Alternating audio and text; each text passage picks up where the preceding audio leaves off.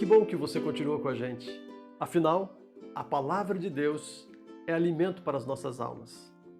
Já estudamos a prova de Abraão e agora veremos a prova de Isaac. Vamos fazer a leitura de Gênesis, no capítulo 22, dos versículos 7 ao 14. Isaac rompeu o silêncio e disse a Abraão, seu pai: Meu pai. Abraão respondeu: Eis-me aqui, meu filho.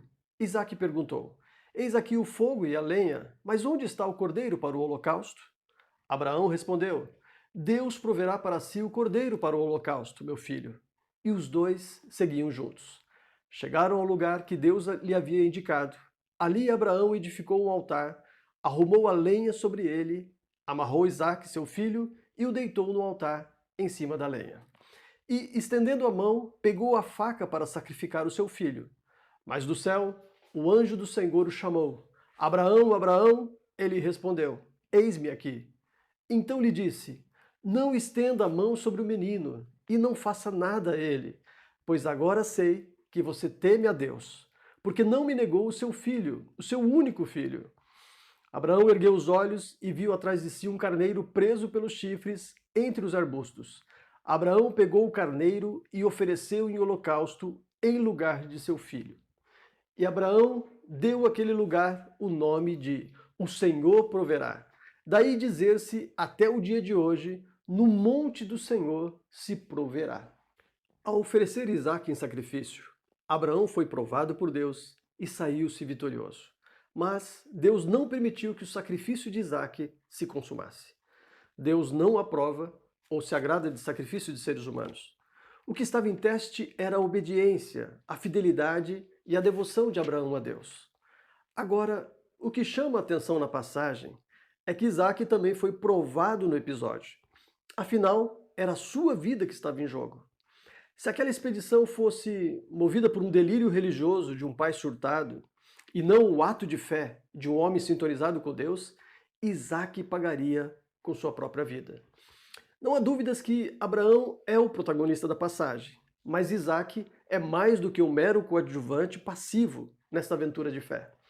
A equipe, formada por Abraão e seu filho, além de mais 2 servos, cortou e transportou a lenha em uma viagem de mais de 3 dias. O grupo tinha consciência que aquela era uma peregrinação religiosa com o objetivo final de adorar a Deus, oferecendo-lhe um sacrifício. Próximo ao Monte Moriá, a equipe se separa. Pai e filho iniciam a escalada sozinhos, deixando os servos e o jumento no acampamento improvisado. Não sabemos se Isaque era um adolescente ou um homem já formado. A Bíblia não revela a sua idade nesse episódio, mas descobrimos no versículo 6 que ele era forte o suficiente para carregar toda a lenha em seus ombros enquanto subia o monte. No versículo 7, Isaque questiona o pai: Onde está o cordeiro para o holocausto? O pai responde: O Senhor proverá. Apesar de grande fé de Abraão, o fato é que ele ainda não tinha um animal para o sacrifício. No versículo 9, eles edificam um altar e arrumam a lenha, e finalmente o pai amarra o filho sobre o altar.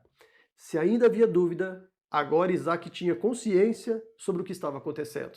Ele próprio era o sacrifício que deveria ser imolado. Isaque era mais forte, rápido e ágil do que o velho pai. Lembre-se de que ele subiu o monte transportando a lenha. Ele poderia se rebelar, fugir ou correr, afastando-se daquela loucura religiosa. Mas, incrivelmente, ele confiou em seu pai, submetendo-se à autoridade de seu pai. Você entende do que estamos falando? O filho aceitou ser sacrificado, obedecendo à vontade de seu pai. Se você pensou no sacrifício de Jesus, você compreendeu o profundo simbolismo representado por esta passagem.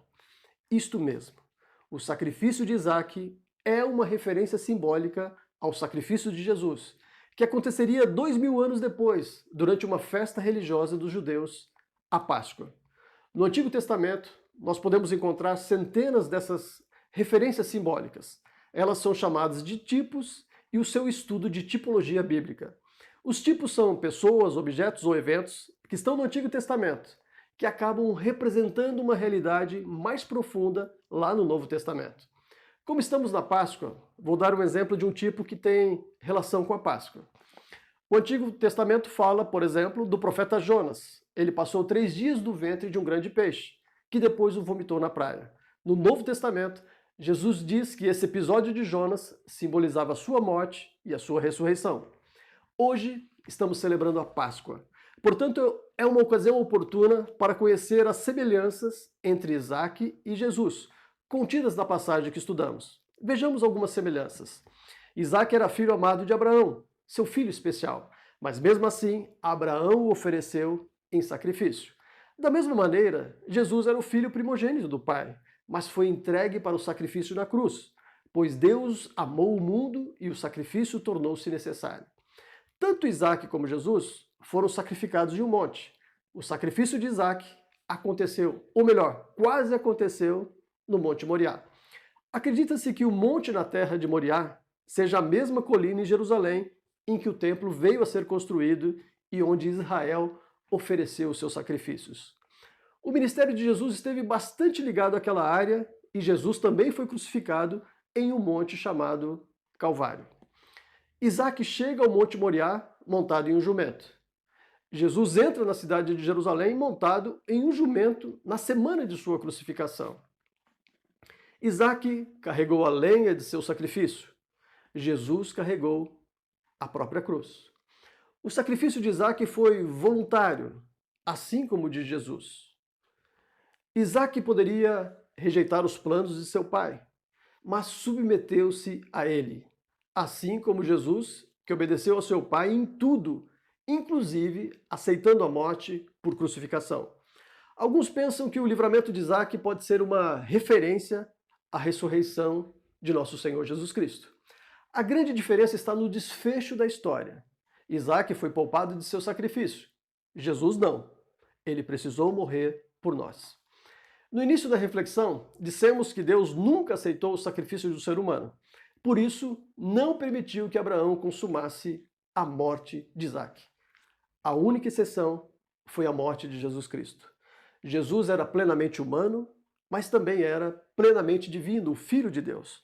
Sua morte foi a única solução necessária para tirar o pecado do mundo. Na Páscoa, celebramos a morte e a ressurreição de Jesus. Jesus morreu pelos nossos pecados, mas também ressuscitou para provar que ele é o Filho de Deus, que tinha autoridade sobre a morte e poder para nos perdoar de todo o pecado. Apesar da morte violenta e injusta que Jesus sofreu, precisamos nos lembrar que ele morreu na cruz de forma voluntária e, ao ressuscitar, ele foi vitorioso em sua missão. Por isso, celebramos a Páscoa com toda a alegria. Cristo, nosso Cordeiro Pascal, foi imolado, foi morto por amor a nós. É impossível permanecer indiferente a tamanho sacrifício. Que sua Páscoa em família seja cheia de significado. Oremos nesta manhã. Pai, nós te agradecemos por todas as famílias que estão em suas casas, ouvindo esta mensagem na manhã de hoje.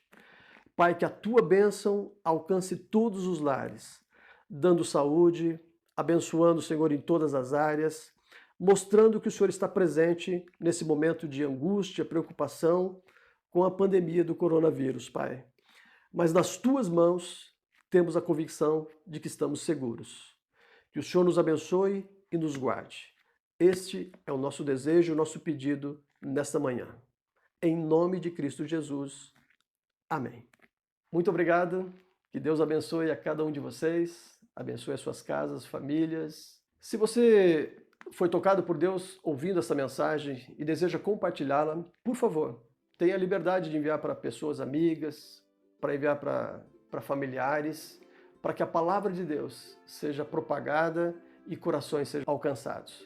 Que Deus os abençoe, em nome de Cristo Jesus. Amém.